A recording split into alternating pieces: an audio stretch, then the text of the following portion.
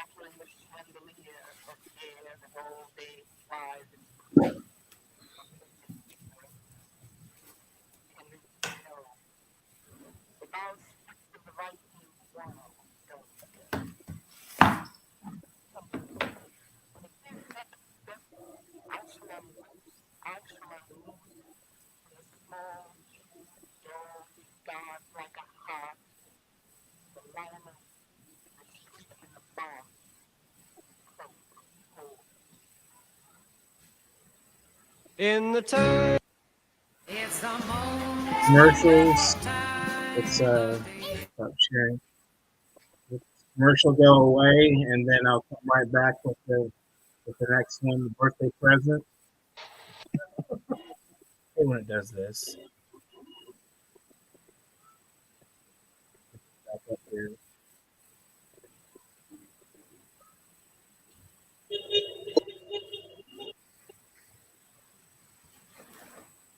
Access from their cloud-based servers right now for free. Okay.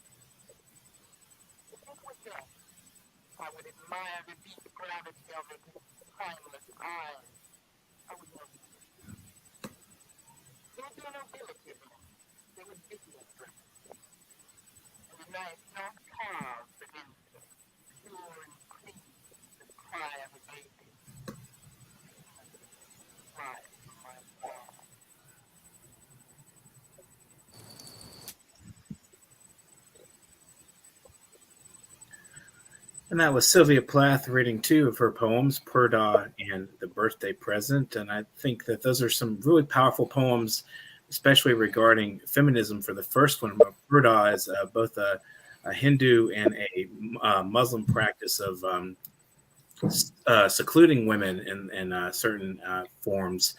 And we can talk a little bit about that. I think that's a very fascinating way she uses this imagery to discuss, how women are perceived by men, how women are treated in a male-dominated society. So if you guys want to share your thoughts on the first poem, feel free to throw in some comments as we start off here, and regarding the nature of what is it that's so powerful in her language and imagery that brings this to the core. I mean, this really strikes at the root of the human experience, especially being a female in a male-dominated society. So what do you guys think of this? Would you like to start? I want to ask you what Nana thinks. What do you think of the concept there? I mean, you're doing your scholarship on Plath and her poetry, and Yeah. so tell us a little bit That's about yourself too. And I'm just curious what your thoughts are on those two poems. Yeah. Yeah, as I told you, I'm working mostly on her two collections of books. and a little bit of her biography. But I mostly work on like her life and her poetry, how they go like side by side. Mhm. To tell the truth, well, I have also read books about 50s, the time when she lived, and also like her like letters home. I like the book is next to me now. Mhm. This book, and that was really very interesting. Also, I found out in this book that she also met one Georgian guy, Hmm. but like she tells that he's a Russian, but he's from Caucasus, but it's like a Georgian guy, and she's talking and like sharing some like experiences about him with her mom. The time she was living, it was really difficult. Well, probably everybody knows that how difficult it was to choose a profession because women were not meant to be poets. Right. It was really hard time, for women to, especially to be like writers or poets, because they were not meant to be them, and especially living next to tattoos with such huge poet. Probably that was also a little bit difficult for this time, but as we know, they were like learning from each other, yeah, like in some part of my dissertation is like yeah, Ted Hughes's influence and impact on her poetry. Like this wasn't only this this like how to say that, this difficult relationship, but it was also also really had lot of bit benefit to her poetry. So also trying to talk a little bit about that too. I have read also some articles about feminism, somehow related to Sylvia, but to tell the truth, I don't think that she was somehow was like supporting any kind of like feminist any kind of feminist or something like that. I think the protest that she had, this I think it was quite natural, Mhm. like very natural. She was like. She could not understand as a human why she should not be a poet, why she should not be compared to other like great poets or something like that. So to tell the truth, I'm not trying to focus much on that, because her, I don't know if it's correct or not, but her feminism was natural, Right. quite natural. So protest that she had was just natural, Mhm. and she did not belong, or she did not want to be related, I think, to any kind of feminist movement or anything. So that's my personal point of view. I would actually agree with it. It's very much experience based, rather than an ideologically driven position. And I think she was writing Mhm. from her perspective as a human being, and specifically as a woman Yeah, definitely. in a culture that was driven by, male dominated society, especially in the 50s and post war era. Yeah. Oh yeah, yeah. Like when economy is high, but the women rights were so low. Yeah, where women are considered as like some kind of nice, I don't know, maybe like a furniture or something. Like when you had the like fridge, the people had like this modern appliances, but women were like as a decoration. They were not human, like considered as humans for this time, and they were not happy because of that. Yeah. Absolutely, it's degrading to be in that position. Inga, what are your perspectives on the feminist nature of Plath's poetry? Actually, I'm very happy to see that Nana is keeping on with her project, keeping up with it, and it's And thank you, really, Inga, I think. for inviting me. I'm here because of you, by the way. And actually, I would like to say that Sylvia Plath's poetry and her work and her personal life in relation with her work as well is of great interest for Georgian scholars and translators. And I'm very proud today to have this opportunity to read wonderful translations by prolific Georgian translators who are as well awarded in translation for their works and in their poetry at the same time. And so I want mostly to highlight this aspect, just reception of Plath's work and her poetry in Georgia, that it deserves definitely a big interest in Georgian scholarship, literary scholarship in terms of translations.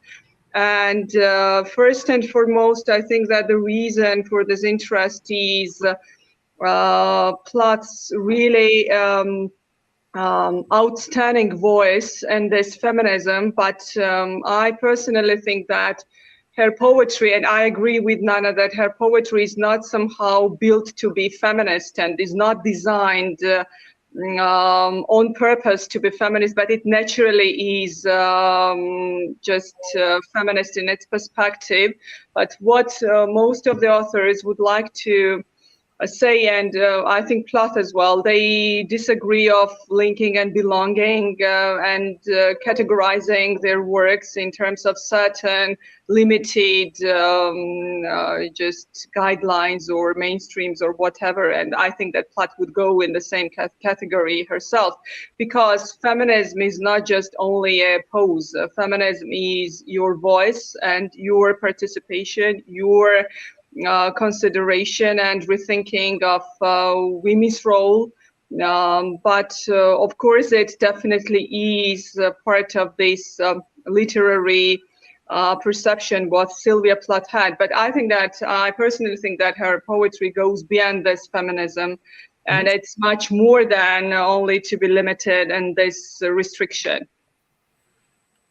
I like your comments. Thank you so much. We'll get back to you a little bit. She's going to read Daddy in translation in the Georgian. Yeah, for example, in terms of Daddy, so this poem is a masterpiece, definitely, not only in poetry, with its highlights, with its perspective, because it's not just a feminist manifestation of a woman talking against violence or resentment, but it has to be analyzed, and I definitely think that it is analyzed from many different perspectives and interpretations. For example, one of the interpretations what I personally have exposed to and with my students, for example, when I taught psychology students, so it can be analyzed in terms of psychoanalysis, and we can link that poetry very clearly to Freud's two powers, death and life powers, for example, Eros and Thanatos, and this poetry is definitely against this death power leading aggression. And here we have this male dominance mainly involved in this aggression. So Plath's works are not just works which we should analyze only from feminist perspectives or from gender-related issues, but it's much more and essential, and we can generalize and interpret even one single poem like Daddy, for example, from many different angles. Like we can absolutely link it with the Freudian theory of death and life powers driving and being two main powers leading the world and the universe itself. And here we have the male dominance in terms of this aggression, for example. Very interesting. So I'm going to kick it off to Antara to start off with her discussion and presentation, the Plath effect, as well as a little bit about Ariel and her life. So go ahead, Antara, introduce yourself to us, please. Firstly, thank you, all of you here. And thank you, Dustin. You have been a wonderful friend and a guide. And thank you for inviting me to read my poems and discuss what is Think Plath in today's webinar. Thank you for inviting me. I am Antara. I'm from India.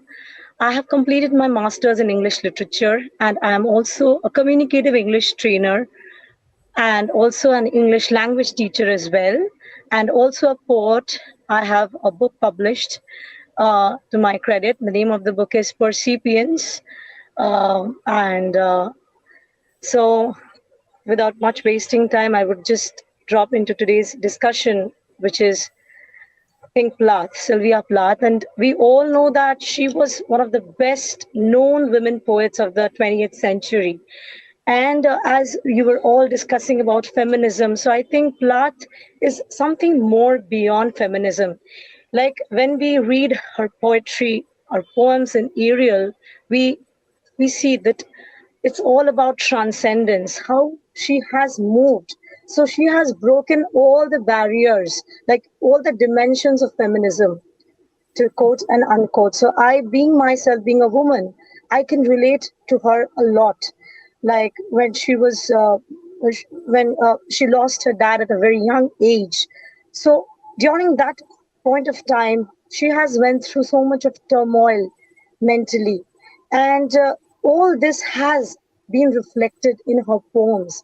And we also have many Indian scholars right now doing research on Sylvia Plath, and many feminist critics also have drew attention to the power of her language, to the expressions of rage and outrage that is just run through her writing, and to the way in which her work can be seen as exemplifying many of the maybe contradictions and dilemmas faced by women struggling by self realization while endeavoring to conform to social expectations.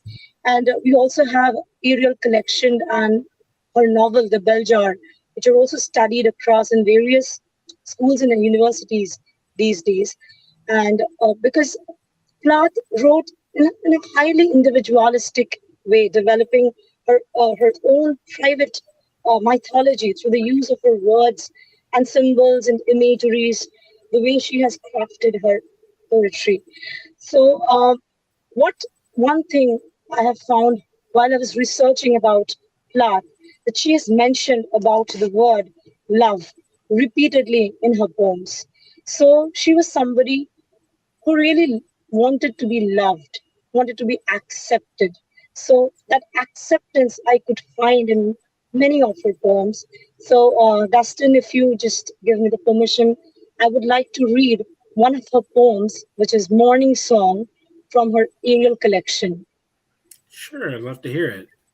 Uh, so this poem, the opening poem is Morning Song, which has been addressed here. It addresses child at the moment of its birth, how the child takes the center stage in this secular nativity until it finds its voice. And the last line of the poem is the clear vowels rise like balloons.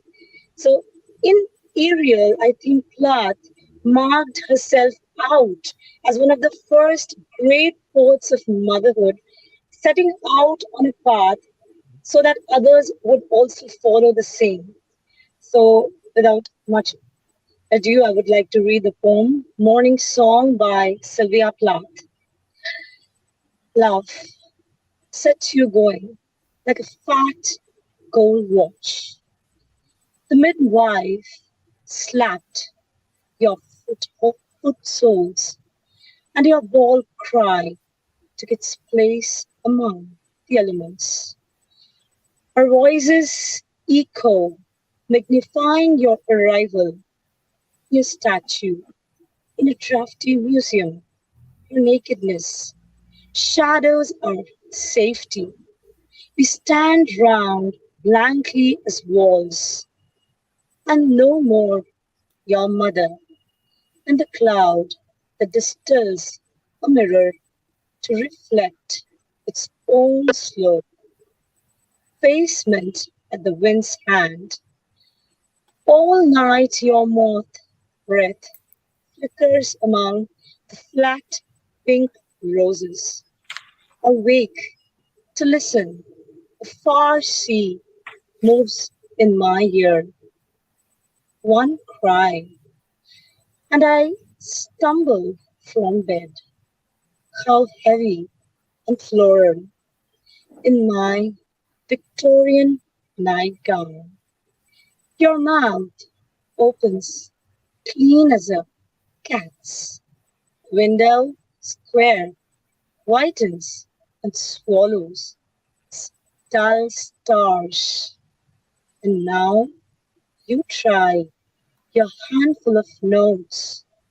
Clear vowels rise like balloons. Wow, it's beautiful. So this is the first poem, Morning Song. I think she has always been, what I find her, an optimistic person. She has always tried to be optimistic in whichever phase of her life she has been through. She fought till the end. And even when her marriage, they were separated, Sylvia Plath was separated uh, from her husband, Ted Hughes. Then, even then also she tried hard. So she is a fighter, not only a feminist, she has always looked up to the positive side. And so now, Dustin, if you just give me the permission, I would like to discuss something of the Sylvia Plath effect. Or would you just like to? Go ahead. Sure. Should I? Okay, okay.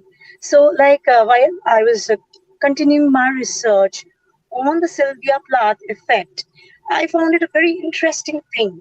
And me being a poet, a woman poet, I could relate to her a lot. That women are more susceptible to depression, to mental anxiety than that of men.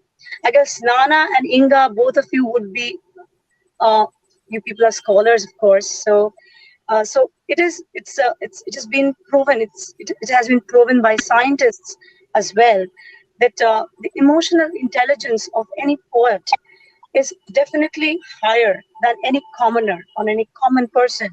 So high level of emotional intelligence also at times can shot up your cortisol levels as well, and it can just give you a burst in your stress hormones as well. So this has been a proven fact. And I would just like to quote one line that the original study by Kaufman in 2001 coined the Sylvia Plath effect is a consequent study that surveyed and interviewed women writers as well as non-writer matched controls. Among other things, the study revealed that female writers of any genre are more prone not only to depression, but mood disorders, panic attacks, generalized anxiety, and even eating disorders. So while this is I think, a compelling discovery, so it is likely attributed to the idea that women in general are more prone are, they are very sensitive and more prone to such I think such disorders. So we have Emily Dickinson also, Virginia Woolf. They were all feminist critics, we all know, and they have all undergone their own share of struggles, and they have also fought with depression during their struggle, during while they were doing their research. And with depression, we have them, and they have gifted some brilliant poetry to us. So, even the letters sent to Dr. Barnhouse in Plath's autobiographical novel, The Bell Jar, are considered the only uncensored accounts of her last few months when she was alive. And at the same time, she was also producing some of her most enduring poetry, so including the collection Ariel, which was posthumously published in 1965. So we can also find through the letters that she was also undergoing some psychotherapy treatments. She was undergoing therapy. Even she had to undergo some shock therapy as well. And so this was a little about Sylvia Plath effect. And over to you, Dustin. Well, I appreciate your discussion, especially the mental health edge of this discussion. Is it's a very important thing to discuss, especially following COVID. I think there's a lot of people who are suffering depression and very sensitive to the environment. As you brought that into part of the factor of being sometimes having mood issues and so forth can be related to just being a very sensitive person in general. So I'll just kick it over to Inga and Nana to see if what they think of the the Sylvia Plath effect, what Antara has discussed. Well, Inga, would you like to say something, or I could? So, if you let me, I would like to highlight here that I personally am not a Sylvia Plath scholar, but definitely a reader and her lover. And I'm here today to read translations by Georgian translators and Daddy and another poem. And so what I want to highlight and mention once again is that from the perspective of Georgia and in our country, internationally, definitely Sylvia Plath poetry has a very big, I could say, immense effect and influence on poets and on writers and poets in writing on feminism, for example, and on feminist scholarship itself. And in Georgia, it's the same. And I'm very happy today to mention what I have three names. Two of Georgian translators, Leila Samniashvili, who is a Georgian poet, a contemporary, famous, and recognized Georgian poet who was awarded Saba Prize for Poetry, which is #1 literary prize in Georgia, for her poetry in 2022. And she also is a very prolific translator. For example, her translations include Hamlet, and it's one of the best contemporary translations, modern translations of Hamlet by Shakespeare into Georgian language. And in 2005, she translated The Belger by Sylvia Plath, and as well in 2009, she translated poetry, Sylvia Plath's works, and one of them is Daddy, a wonderful translation. And another translator I would like to present, she's also a very prolific Georgian translator, who also was awarded the Saba Prize for her translation of T.S. Eliot's work in Georgian in 2020. I don't remember, I'm sorry for the date, 2021. I think, if I'm not mistaken, and I'm gonna read her translation of The Rival by Sylvia Plath. And I also I'm very happy to mention this name, Dalila Gogia, who is a literary scholar and translator. She currently teaches in Elias State University, and she's interested in Plath's impact and her poetry, and delivers public lectures on Plath and her private life and interrelations between her private life and the love triangle, for example. And she also writes articles on Plath's works. So I could say that the impact Sylvia Plath has on poetry and the international scholarship in terms of research she deserves is really significant to mention. And if you let me know, I'd like to read her poem Daddy first, and the Georgian translation of this poem by Leila Samniashvili. Okay. So firstly, I'd like to say a few words as well about the poem. It was written by Sylvia Plath in 1962. And I think that it's a very strong expression of resentment against the male domination over women, and also the violence of all kinds for which man is responsible in the universe, mostly, in this world. And I think that in this poem, the poets rebuked both her dead father, but for most of the parts, her husband and father figure, and the imageries she uses and metaphors and themes that portray her father as an object of repression and desire. So they are closely interrelated with personal interpretation, but this personal interpretation, of course, surpasses and goes beyond this personal interpretation. And it's as I said before, that is related to psychoanalysis in literature in so many ways, and I mentioned Freud in these terms. And Electra complex is one of the main things in this poem, and it can be and it is analyzed as well in terms of electro complex. So everybody know that according to Sigmund Freud, this electro complex is a psychoanalytic term which describes a girl's sense of competition with her mother to gain affection of her father, for example. So I'd like firstly to read the English, this poem in English in the original, and I'll read the Georgian translation if you let me know, okay? Okay, sure, go ahead. Daddy, you do not do anymore like shoe, in which I have lived like a foot for 30 years, poor and white, barely daring to breathe or a chew. Daddy, I have had to kill you. You died before I had time, marble heavy, a bag full of God, ghastly statue with one great toe, big as a Frisco seal, and a hat in the frackish Atlantic, where it pours been green over blue. In the waters of beautiful Nauset, I used to pray to recover you. Ah, do.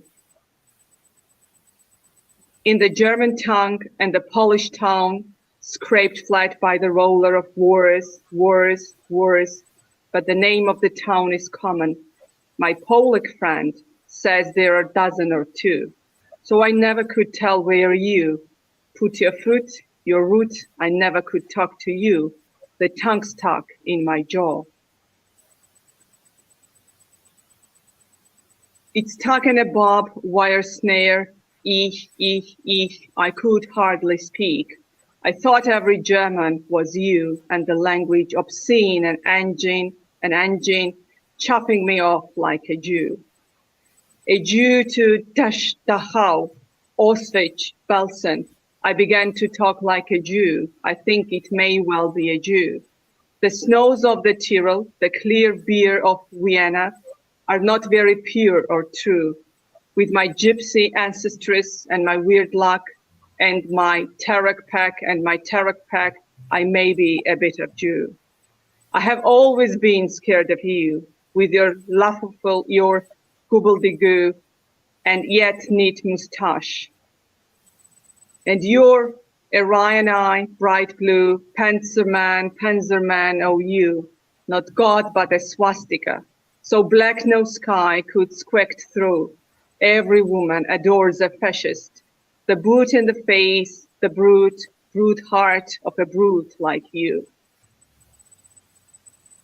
You stand on a blackboard, Daddy, in a picture I have of you, a cleft in your chin instead of your foot, but no less a devil for that, no not, and any less the black man who beat my pretty red heart in two. I was 10 when they buried you. At 20, I tried to die and get back to you. I thought even the bones would do. But they pulled me out of the sack and they stuck me together with glue. And then I knew what to do. I made a model of you, a man in black with a Mein Kampf look and the love of the wreck and the screw. And I said, I do. So Daddy, I'm finally through. The black telephone's off at the root, the voices just can't worm through. I've killed one man, I've killed two, the vampire who said he was you and drank my blood for a year, 7 years, if you want to know, Daddy, you can't lie back now. There is a stake in my fat black heart, and the villagers never liked you. They're dancing and stamping on you. They always knew it was you. Daddy, you bastard, I'm through. Now I will Sounds read. like Sylvia Plath. Yeah. Just give me a second. I will open the Georgian translation. So actually, I would like to highlight that the Georgian translation preserves this emotional scope and reflection, and as well preserves the rhythmic pattern what is in the original, and that's why it's I think, the best translation in Georgian.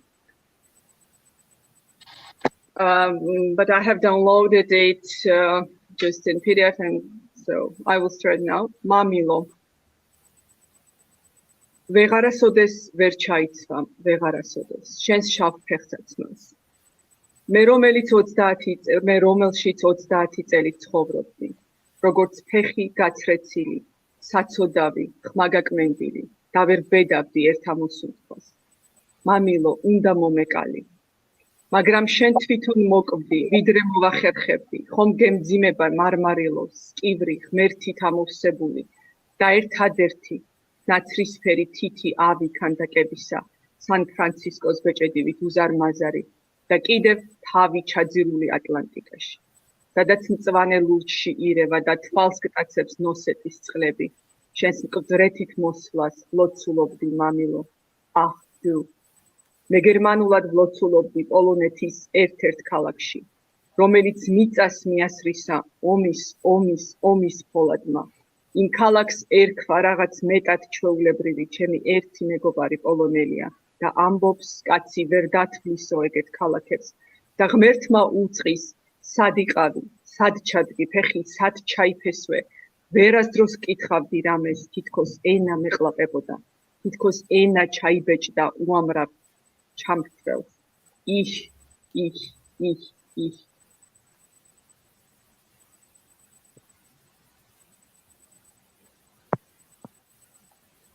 მე ერთ სიტყვასაც ვერ ვამბობდი, ყველა გერმანელს შენ გამსგავსებდი და ცინიკური იყო ენა და ძრავასავით მეც დამყებდა როგორც ებრაელს, ხოლო ებრაელს ჯოჯოხეთი და ჰაუსი აუშვიცის და ბელსენისა და მეც დავიწყე ლაპარაკი ებრაელივით და მიკვირდა ებრაელი რომ არ ვიყავი. იროლის თოვლი და კამკამა ვენური ლუდი, არც თუ ისეთი უმწიკლოა როგორიც მოჩანს და ჩემი ბოშა წინაპრებით უცნაურ იღბლით და ჩემი წითლად დაწინწკლული ბანქოს ქაღალდით მე მართლა ვგავარ გონი ებრაელს. ჩემში მარადი ჭრილობა ხარ, ავიაციის ორდენებით გადაფხორილი, წვრილი ულვაშით, არიული ლურჯი თვალებით კაცი ბორბლებზე შემდგარი ლულა. შენ არ ხარ ღმერთი, მხოლოდ სვასტიკა, ისეთი შავი, ცა რომელშიც ვერ გამოჟონავს. ყოველი ქალი აღმერთებს ფაშისტს, ჩექმას ანფასში, ნაძირლებს ისეთივე წამხდარი გულით, როგორიც შენ გაქვს. შენ სკოლის მერხთან დგახარ, მამილო, იმ სურათში მე რომ ვინახავ და ღარი მოჩანს შენს ნიკაპზე, ფეხის მაგიერ, მაგრამ ვიცოდე, რა ეშმაკად ვიხსენებ ამას, რისთვის ვიხსენებ ნეტა იმ შავკაცს. რამ გამიხლიჩა ლამაზი და წითელი გული, 10-ის ვიყავი, როცა დაგმარხეს და 20 წლის ამ სიკვდილი ვცადე, რათა უკან ისევ უკან დაგბრუნებოდი. მეგონა ძვლები შეძლებდნენ ამას. მაგრამ მე ამათ ამომთხარეს შავი ტომრიდან და შემიწებეს ისევ გული და მეც ვიცოდი, რასაც ვიზამდი, მე და მე მსგავსე, კაცს მაინ კამფის გამხედვით შავი სამოსი. და გისოსებზე შეყვარებულს და ვთქვი, ვიქნები, აი მამილო, სულის იყო. ფესვებიდან ამოვგლიჯე შენი შავი ტელეფონი და სადენებში ჩავყინე ხმები. და თუ მე კაცი შემომატდა, მაშინ ორი შემომკვდომია, ერთი ვამპირი, თავის თავს რომ ამას ეძახდა და წოვდა ჩემს სისხლს მთელი წელი, 7 წელი, თუ გსურს, იცოდე, მამილო, ახლა შეგიძლია უკანვე დაწვე. გაყრილი არის ახლა სარი შენს სქელ შავ გულში, ხოლო სოფლელებს არასდროს არ ყვარები ხარ. შენს სამარეზე ცეკვავენ და ზედგაბიჯებენ, იმათ ყოველთვის იცოდნენ, რომ ეს შენიყავი. ჩემო მამილო, შეუჯიშო, მე დავამთავრე. So I would like to comment on this translation that, for example, and I will quote T.S. Eliot, who said in poetry that emotion after form is very, very important and essential for any kind of poem to make it a poem and to make it belong to poetry. And when there is emotion and it brings certain emotion, and it brings definite emotion to the reader, it is never lost in a good translation. And I think that when I read this poem in Georgian, it is equivalent with its emotion, the emotion it brings to the reader, and its definite and poignant effect it has, for example, on the reader and on and it manages very naturally to expose the reader to all the stuff which is here included in this poem. It's very interesting. Did you have the second one? Would you like to read, or Yeah, I will as well read the second one. I have got it here, and that's just my part. So it's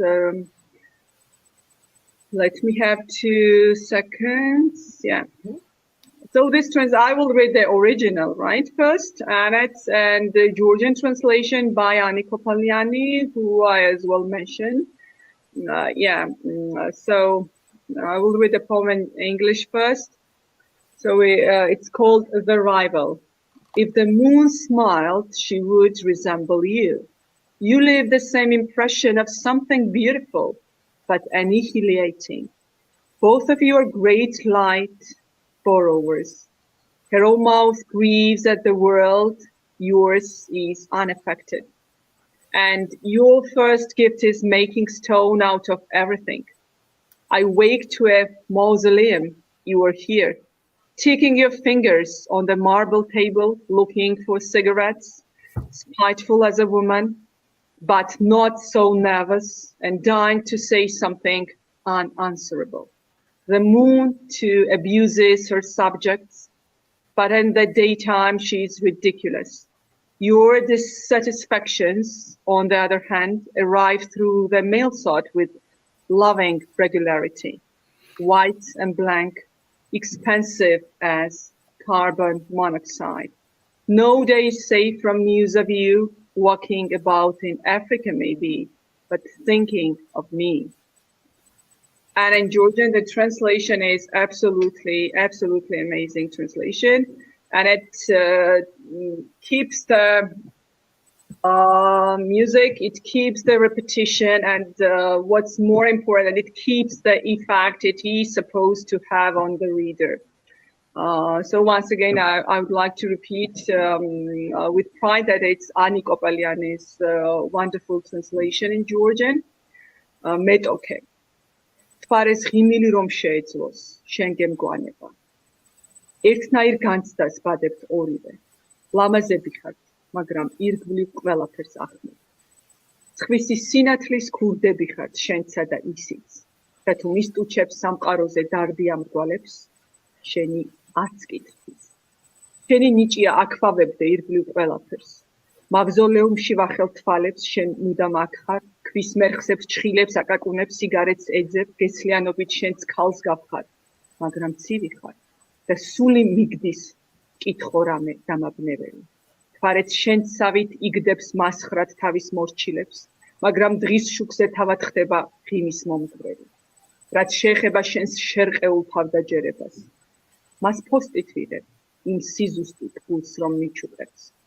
თეთრსა და სუფთას, გოგირდივით სულის შემხუთველს, ყოველ ცისმარ დღეს შენზე რაღაც ახალი მესმის, აფრიკაშიც რომ გაემგზავრო, ვერ დამივიწყებ.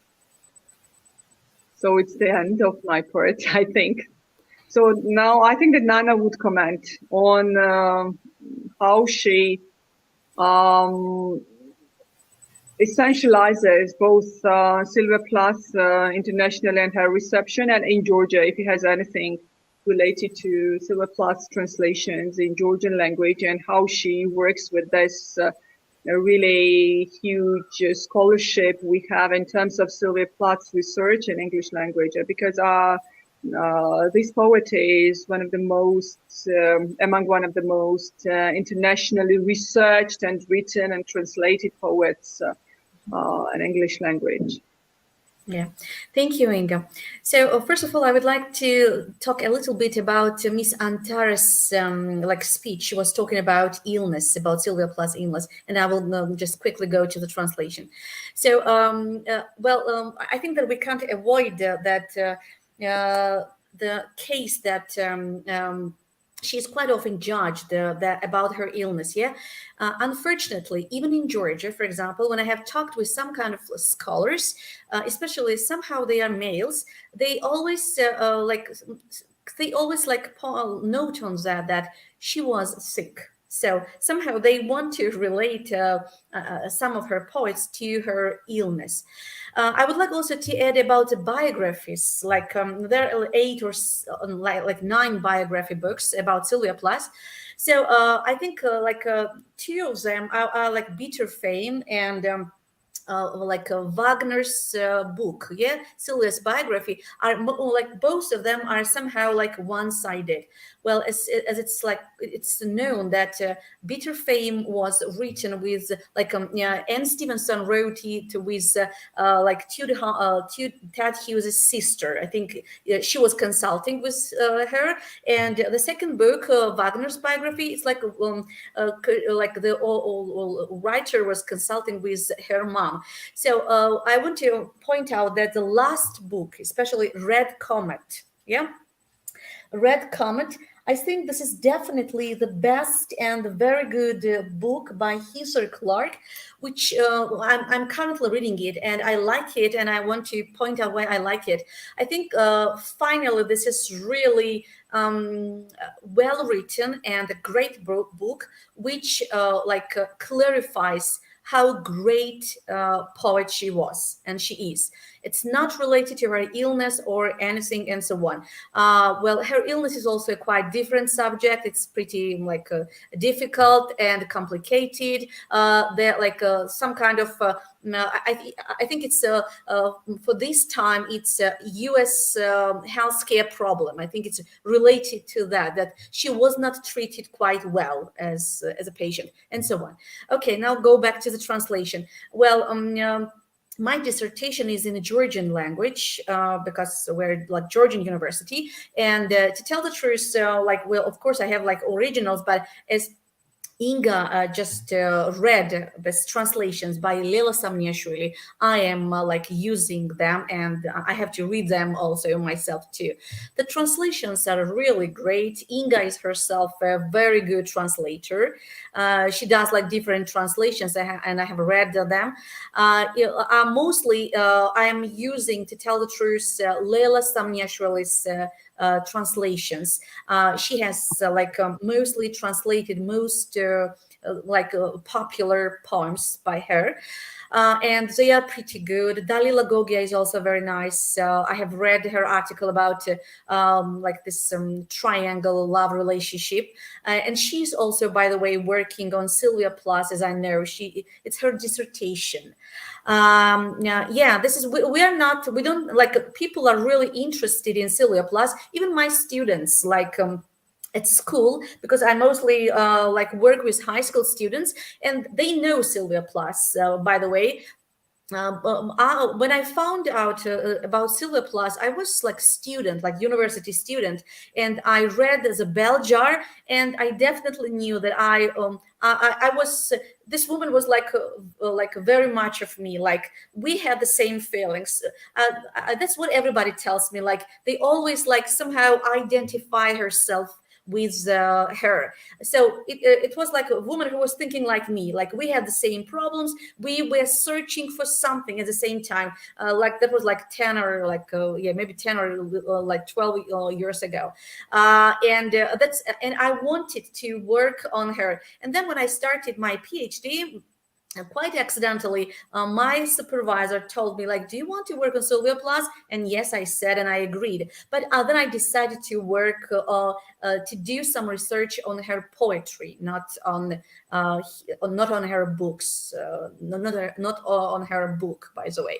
So Sylvia Plath is really very popular in Georgia. I don't think I'm the only one. I know a couple of people, like 2 or 3 people, who are working on dissertations. Maybe they have not done the dissertations yet, like me. I'm at the end almost, but they do really work on it, and also I can really assure that it's very popular among students, even middle school students. Yeah, but when I was talking to Sylvia, not Sylvia Plath, Lela Samniashvili, she's also like teacher in one Georgian school, and she told me that she's trying not to recommend it to her students somehow. This Sylvia Plath book. Maybe it needs some specific age, probably. That's why she's trying. Yeah, that's all. That's very interesting how, and I was captivated by her when I was about 14 or 15 is when I first was introduced to her work by my English teacher at the time. And she basically, I said I was reading Stephen King and I was like, I'm kind of tired of this sort of, horror fiction, genre fiction. What can you suggest to me amongst real literature, And that was kind of my bias at the time. I was more interested in finding something a little more deeper and serious. And she said, "Well, I don't particularly care for this poet, but Sylvia Plath might be your cup of tea." And I immediately just fell in love. And I mean, it was like, wow. And I'm probably because of Sylvia Plath, I became a poet because I still have, I have it right here. This is the collected poems of Sylvia Plath. I've had this book since I was about 15, and the cover just fell off this morning, unfortunately. But it's been in this. I have this, Ariel. Yeah, this is these collections. I mean, these are just these powerful poems. Yeah, me too. Yeah, I have all. Yeah, I have all these books next to me here. All my books. So one of the things I wanted to bring up at the end of the program here, I was going to read a couple of excerpts from letters to her mother, and kind of bring this to the front. What was called the Golden Fantasy by a psychoanalyst named Sydney Smith. And I'm going to read a couple from an essay of his called The Golden Fantasy, A Regressive Reaction to Separation Anxiety is the name of the essay. And it's by Sydney Smith. And he first coined this phrase, the Golden Fantasy. And so you get an idea of what this is from my reading of his actual quote. The first aspect has to do with the patient's position in respect to the fantasy.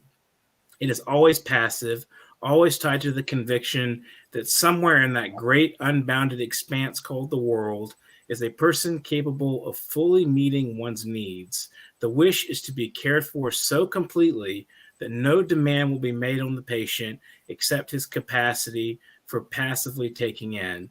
The second aspect, a corollary of the first, is the subjective experience of the patient that this fantasy touches on, the deepest issues of one's life, and that indeed one's very survival may depend upon its preservation. To maintain the fantasy intact, to search endlessly for its fulfillment in every relationship becomes the patient's raison d'etre. To give up the fantasy is to give up everything, to lose the primary source of comfort, the idealized object, even one's sense of meaning. I'm going to read a second quote from Sydney Smith from the same essay. The patient may be intellectually aware of the presence and meaning of the fantasy, but this fact in no way influences its hold on his life, for to give it up is to open oneself to what may seem a destructive world. Implicit in the fantasy is the notion that such a blissful state was at one time actual, but now has been lost. Perhaps it is just such experiences that represent the analogy for the notion of paradise.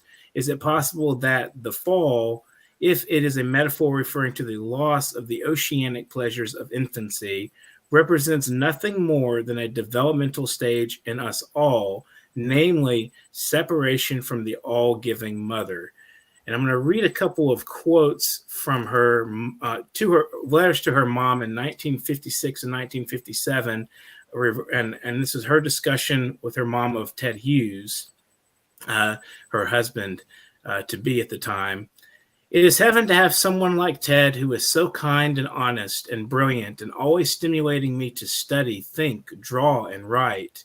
He is better than any teacher, even fills somehow that huge, sad hole I felt having no father. I feel every day how wonderful he is and love him more and more. My whole life is suddenly a purpose. I am convinced he is the only person in the world I could ever love. My demands are so high for health, brilliance, creativity, faithfulness, all those qualities that seldom, if ever, go together, and he has all and much more. And that's from 1956. And the second is from 1957. I really feel I am one of those women whose marriage is the central experience of life.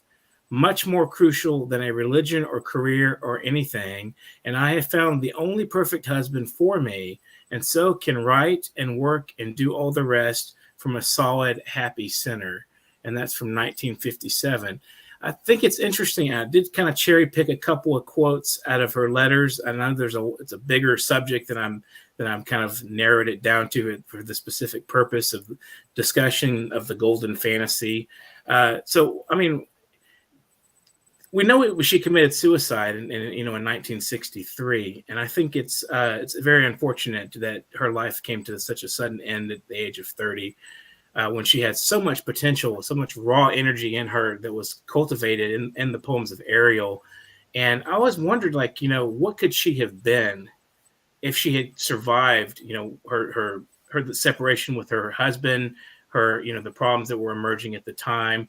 One of the things I noted in reading a lot of her personal writings is that she seemed to kind of feel like she wanted to be just with Ted, and that her children were kind of wedged in between, and sometimes she just wanted to spend time with him. So I kind of wonder, like, personally, if she felt like a very high idealism, and I think this is true of a lot of poets, especially myself too. We have a high idealism for what life can give, but sometimes that fails us. And when it fails us, it's a very devastating experience. You expect so much from something, and then it just doesn't pan out the way you want. And so you get very depressed, and your moods get unstable and so forth, especially if you're already vulnerable. But I do like the fact that we discussed a little bit earlier, not so much that her illness or her being a woman, but her being a poet. That's really important, I think. And I don't know why there was so many challenges against women and being poets in that period, and that that how much that pressure may have, her marriage to Ted Hughes may have kind of helped boost her independence and the reality of her situation, being a woman and trying to write. I mean, she probably faced a lot of humiliations that we can't imagine in today's world. And I just think it's very unfortunate that her life was severed from us when, at the age of 30, when she may have written some of the most, compelling poetry at that age. Just imagine what she could have done at age 50 or 60. Could she have still been on fire as she was? And with her, her abilities would have probably been amplified, like immensely. It's hard to for me, it's hard to just, think that of a poet who is so powerful and engaging and has so much charisma with especially with young people, to have lost her life in such tragedy. And I think it's really one thing I wanted to highlight at the end of the program is, there's, we are facing a little bit of a troubled time. And I think there has been a lot more youth suicide. And I think it's very unfortunate. And I just wanted to bring that to light, that, there's this very powerful poet, and we could have had so much more writing from her had her life not been truncated so harshly and at such a young age. And so I would hope to encourage people to continue living in spite of the enormous difficulties the world is bringing us today. And would anybody else like to add anything at the end of the program? So just I have a question, and it's a question of not only my interest, of course. You mentioned that you read some of the letters, she wrote, and I've read as well her letter to her brother, how she talks of Ted Hughes, and how amplified she feels. And I think that this disappointment in marriage as a kind of status or something, but and this man as a value, what she thought to be the best. And I read her letter to her brother, how she describes Ted Hughes, that it was some kind of a perfection for her, not only as a woman, but in terms of personal relia. And do you think that Nana, for example, made that research? It has something to do, this disappointment she had as a person, as a poet, in her just private life, affected, however, her decision to commit a suicide? Because I as well know that Tetsia Hughes regularly visited her in her London apartment, and he visited her before her suicide, just 2 days before, just the day before, if I'm not mistaken. And then he regrets not taking her case too serious, because we everybody know that her suicide was one of the deadliest or the most terrible suicide cases, what we know, what I've known so far, for example. Personally, I think, well, first of all, I want to say that how she ended her life. And she reminds me of Medea, if I'm not pronouncing it correctly, because Yeah, you know yeah, that India, yeah. in yeah, like Medea like killed her children. Yeah, she also had two children, but she committed suicide, and we know that she put some kind of cloth to protect kids from in a different room from gas. Yeah, so she did India not kill them. herself did not commit a suicide, and yeah, Yeah. but she killed Yeah, her. it's like opposite. Yeah, but somehow she reminds me of her. I think that we should point out that she was really sick. She really had some kind of mental problems. As I know, I was just reading also, in Red Comet, that her grandma had also some kind of problems, and she found out that later. She did not know that, by the way, as I know. I think her family knew that, but she did not know that. And we know that her son also committed suicide. Yeah, later. I think No, that maybe. genetic, right? Genetic, we can associate it with Yeah, genetic. yeah, yeah. And also, well, like, because of the for this time, like, psychiatry was not so developed, and she was not treated well. Yeah, the treatment was not quite good, yeah, and proper, because they were using shock, which is like quite inhuman for now. I think that just because she had this kind of problems, all this was happening, this divorce, the I think it's not really. I quite often imagine that, like, living in, I would say, like, in a different country. Yeah, so Britain was not her homeland. She belonged to U.S. Yeah, living in a new country with no family members surrounded. Yeah, and with the treacherous husband, and also, as I know, like, Ted was quite violent. Yeah, if I'm not wrong, there are. Yeah, that, like, I think there are some. I think it's written in letters or somewhere. I don't remember quite well, but there are some documents or something when he was quite violent. Yes, To I would her. just like to add with this, Nana. When she was bearing the child, her second child, Ted had physically abused her. So it's Abused there. her. Yeah, When she was abused her. carrying her child, most Yeah, probably, I don't know, it's first or second child maybe, because yeah, she miscarried. She has undergone miscarriage also.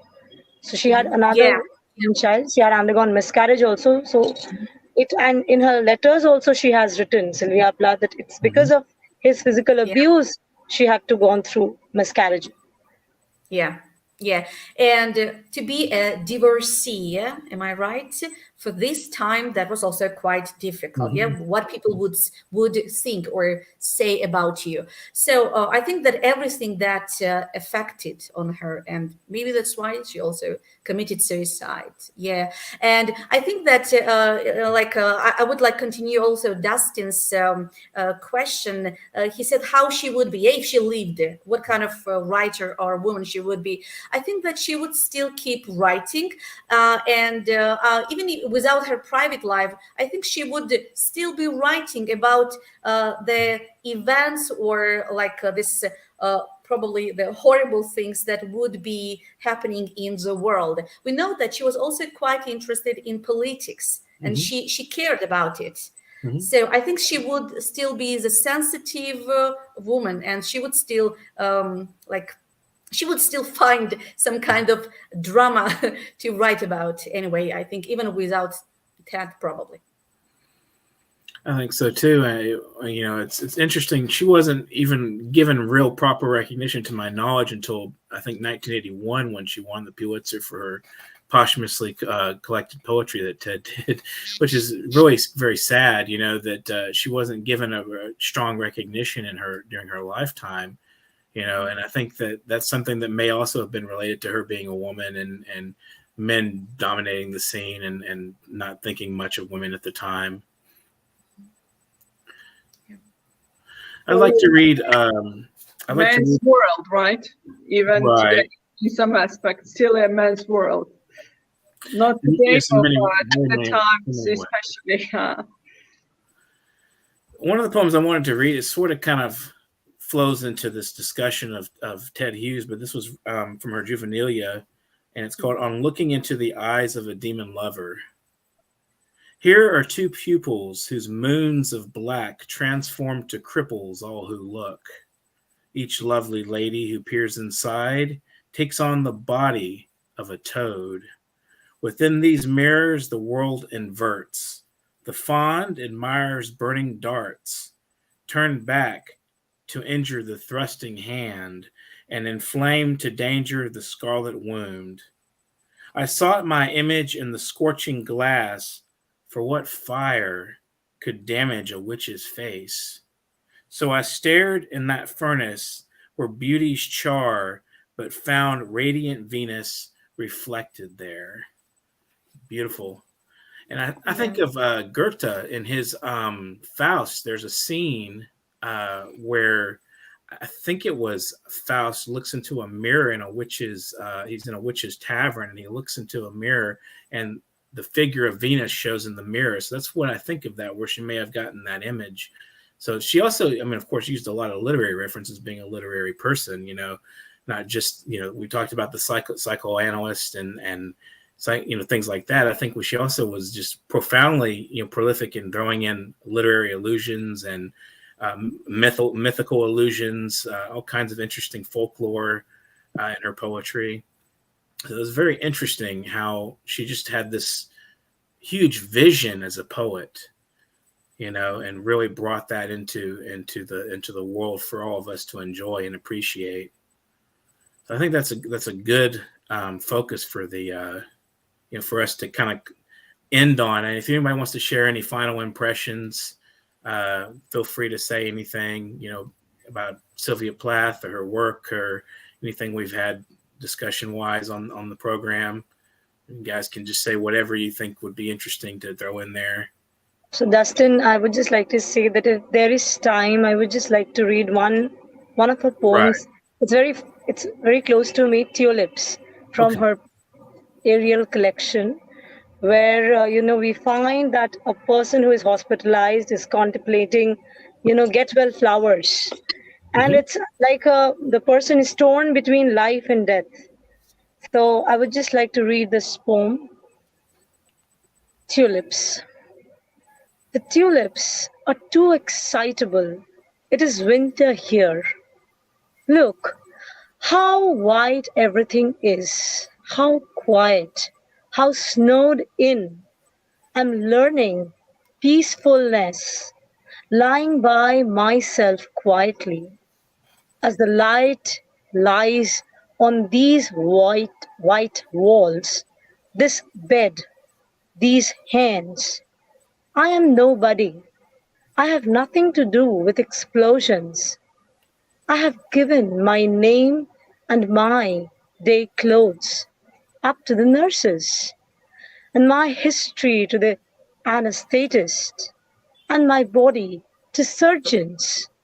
They have propped my head between the pillow and the sheet cuff, like an eye between two white lids that will not shut. Stupid pupil, it has to take everything in. The nurses pass and pass. They are no trouble. They pass the way gulls pass inland in their white caps, doing things with their hands, one just the same as another. So it is impossible to tell how many there are. My body is a pebble to them. They tend it as water tends to the pebbles it must run over, smoothing them gently. They bring me numbness in their bright needles. They bring me sleep. Now I have lost myself. I am sick of baggage. My patent leather overnight case like a black pillbox. My husband and child smiling out of the family photo. Their smiles catch onto my skin, little smiling hooks. I have let things slip. A 30-year-old cargo boat stubbornly hanging onto my name and address. They have swabbed me clear of my loving associations, scared and bare on the green plastic pillowed trolley. I watched my tea set, my bureaus of linen, my books, sink out of sight, and the water went over my head. I am a nun now. I have never been so pure. I didn't want any flowers. I only wanted to lie with my hands turned up and be utterly empty. How free it is! You have no idea how free. The peacefulness is so big it dazes you, and it asks nothing. A name tag, a few trinkets. It is what the dead close on. Finally, I imagine them shutting their mouths on it, like a communion tablet. The tulips are too red in the first place. They hurt me. Even through the gift paper, I could hear them breathe lightly through their white swaddlings, like an awful baby. Their redness talks to my wound. It corresponds. They are subtle. They seem to float, though they weigh me down, upsetting me with their sudden tongues and their color.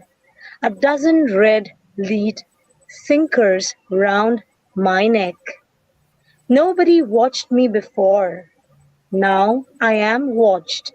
The tulips turn to me, and the window behind me, where once a day the light slowly widens and slowly thins, and I see myself flat, ridiculous, a cut paper shadow between the eye of the sun and the eyes of the tulips, and I have no face. I have wanted to efface myself. The vivid tulips eat my oxygen. Before they came, the air was calm enough, coming and going, breath by breath, without any fuss. Then the tulips filled it up like a loud noise. Now the air snags and eddies round them the way a river snags and eddies round a sunken rust red engine. They concentrate my attention that was happy, playing and resting without committing itself. The walls also seem to be warming themselves. The tulips should be behind bars, like dangerous animals. They are opening like the mouth of some great African cat, and I am aware of my heart. It opens and closes, its bowl of red blooms, out of sheer love of me. The water I taste is warm and salt, like the sea, and comes from a country far away as hell. So, Wow. so this poem is all about tulips. Like it's, I think for me, I think Sylvia Plath has used tulip as a metaphor over here. That it's the metaphor of not something which is very peaceful, but something which is constantly, hitting or Mhm. constantly. in rivalry with her piece. So, but there is also that she has to go back to the world. There's also a longing for that. Again, she doesn't want to go back to the world because she knows that it's full of miseries and pain and everything. But again, there is also that she wants to look, she wants to find respite and peace in all this as well. I think here, through this poem, she's looking out in search for peace That's and interesting. pain. Go ahead. Peace, but there is pain, of course, like through the tulips, we can see that pain is there, but she's somewhat torn between the desire to stay in the peaceful world of the hospital and again the need to return to the demands of normal life. So, It makes me also think of some of the imagery in Lady Lazarus, where she's essentially a corpse, and there's the voyeurism of people kind of examining her dead body, and it's sort of the similar style of images in some of the opening images of tulips, and so maybe she probably drew some of those experiences into Lady Lazarus as well. Very beautiful. Her work is powerful and engaging, and I think everyone her present, powerful imageries, like everything speaks. right? Everything speaks. So, her Wonderful work. imageries. Does either Nana or Inga want to say anything in appreciation of Plath? Yes, I want of images. I want just it reminded me of Ezra Pound's commentary and assessment of poetry, because today there definitely is a big debate internationally what makes real poetry. And Ezra Pound said in one of essays that poetry, there is no poetry without image, and a true poet always has imagery. So that's what I wanted to say, that the imagery here, what Sylvia uses and interlinks in her poetry, and together with the rhythmic patterns and alliterations within the words, and the scope she has, definitely is something which makes a real poetry, because it's something with sense. And as well, and I teach, for example, right now I'm teaching International Black Sea University 2 courses on literature, and I'm teaching 20th century English literature, I'm teaching English poets, and I'm teaching as well quite much on scholarship and essays and stuff on poetry, what recognized scholars and poets have said and how they have assessed and interpreted poetry and what it really is. And for example, Hardy, if I'm not mistaken, Hardy said it's the beginning of the 20th century English poet. He said that poetry is not something which is only formal. So I mean, that just the rhythm and the rhyming and the patterns and the imagery, of course, but it's something which is physical, which means that it should be not only read and felt in form, but it should be physiologically experienced. So so this is, I think, this can be one of the most important and essential explanations of poetry. That poetry is not something written as a text and as a format, or something which you have on paper, whatever perfect it can be in form, if it's not physiological. So he used the word definitely as physiological, something which makes a real poetry. It is that it must be physiological, so it must be experienced. So you might have goosebumps or whatever, or bringing back some reminiscences, or associating it yourself, or generalizing in terms of the feelings it brings up to you. So it's something what you really feel, not something just maybe we have lots of poetry today which perfected and excelled in terms of forms and intellectual, but if it's not something which can be experienced, if it's not felt and physiologically somehow reacted from a personal, individual perspective, and if it does not bring any emotion and it's somehow blank, it stays blank. So I think that it stays on that page, and it's that where it ends. And if it's something when you read a poem, it leaves something in yourself, and you want to get back to the page again and again. So I think that real poetry is something which keeps you back all the time, and you want to get something more and more and read it again and again, and it brings emotional experience anytime you get back to that. So that's just what I wanted to. Emily Dickinson said that it's not a poem if it doesn't take the top of her head off. I thought that was pretty clever. I would like to add something. Sylvia Plath was very educated woman. Yeah. She's educated, right? Yeah. She had very good education, and I think that's quite clear from her poetry too. That's why her poetry is so complex. It's like it's very complex. Even the language itself is not very easy. Yeah, it's not American English. It's quite different. I would say that she's more like writing in British English. I would say that. And every time you read, it's always new something. It's like something you don't understand, and you need to think over. You need to go back again. And that's because she's so complex, and so many Sylvia Plath. I don't know. It's like that's how her poetry I can consider.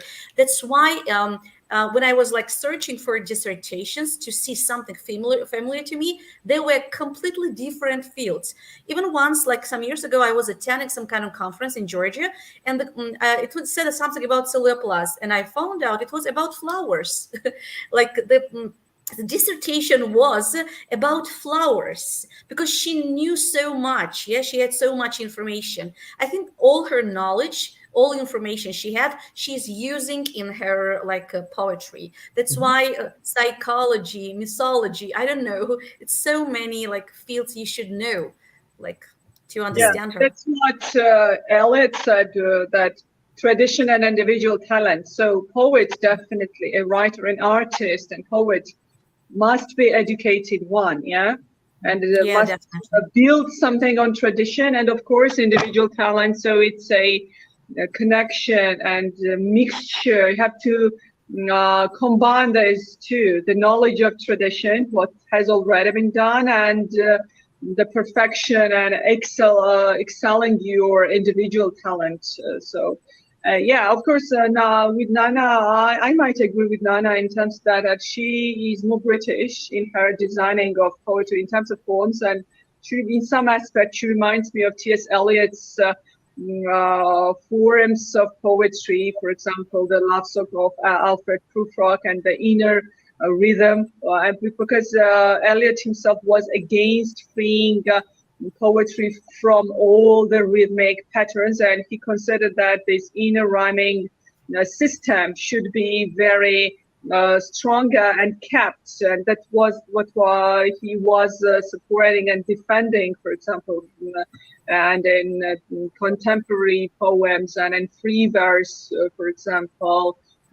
He was pretty much against freeing a verse from all the formal aspects, and he thought that this inner rhythm should be kept, and that's what I think Sylvia Plath definitely has, that alliterations and bring those metaphors and words and different types of rhyming patterns and keeping them differently even in one poem, for example. That's what makes that together, and she as well has that beginning the topic and then exposing and the climax in all her poems. I think that there is the opening somehow and they are dramatic from my own perspective when I read them. So they are built on this dramatic perspective that they start very strongly, and we have that feeling of suspense, and then the climax, and then somehow the opening of something. But it's still, I'd agree with Nana that they are diverse and complex, and what makes this complexity, of course, is due to her education and her prolific knowledge of diverse of areas, what she definitely shows in her poetry. Did you want to say something, Antara? Yeah, I would just like to add to what Nana said, that yeah, she was a very literate and a prolific woman, Sylvia Plath. Because when we read Ariel, also the title Ariel, Sylvia Plath has taken it from Shakespeare, one of Shakespeare's famous play, The Tempest. So so we can understand like what an avid reader she was during that time. We talk about feminism, we talk of so many things right now in today's 21st, when we're in the postmodern age. But she she was a she used to foresee everything. I think in that age, within, she has lived just for 30 years of her life, she have foreseen so much, and she has infused everything into her poetry, into her literary collection.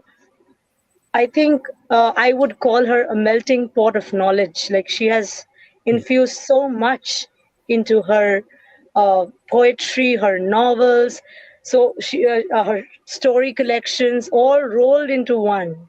So, so she is something, I think, really, really remarkable as far as a writer is concerned, a woman writer, feminist. I think she's a remarkable person in every way. And I agree with that. Definitely agree with that. And I think it's a good way to conclude the program with Antara's final statement there. And thank you, all three of you, for being on the program today. I believe you're on mute. Did you want to say something else? And I think that every young readers and students nowadays, especially women as well as every student, they should have a knack to read Sylvia Plath. It's very deep, actually. Her ideas, her metaphors, its extended metaphors, it has so much in-depth meaning that I think being a literature student, every literature student should read Sylvia Plath, and also should be it's already read everywhere in all universities, colleges, and schools. But Mm-hmm. we should do research more and more on her, because she has foreseen the future way back then in the year 1960s. So it's remarkable and impeccable, I think. So we all should read her, I think. Being a literature student, I can say that, as well as a teacher. Absolutely. She's a true visionary. Thanks so much, all three of you, for being on the program, Nana, Inga, and Antara. I think we got a really great scope of Plath and her just her dimensions and the way that the international community views her. It seems like it's almost universal that she's a powerful and imaginative visionary of literature.